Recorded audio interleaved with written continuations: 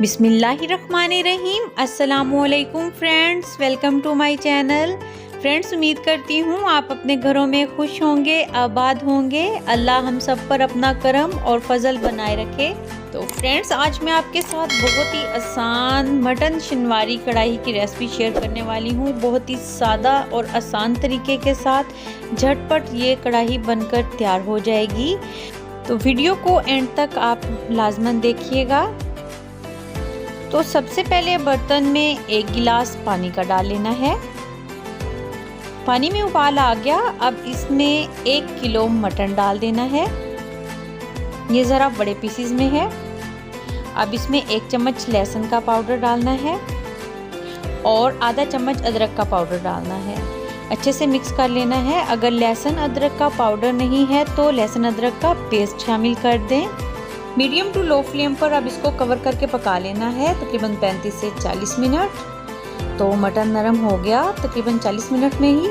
और अब इसमें 1 बड़ा चम्मच कुकिंग ऑयल का शामिल कर देना है।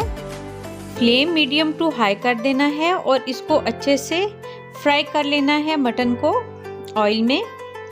और ये देखिए पानी भी काफ़ी हद तक खुश्क हो गया और ये अच्छे से फ्राई हो गया मटन।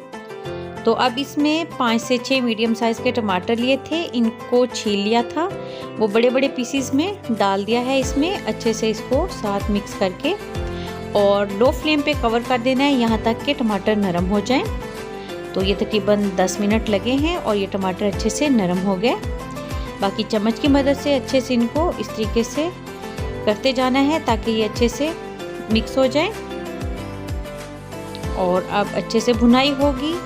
तो अब इसमें शामिल करने हैं कुछ मसाले भी, जिस तरह के 1 चम्मच नमक का डाला है और 1 चम्मच काली मिर्च पाउडर डाला है इसमें।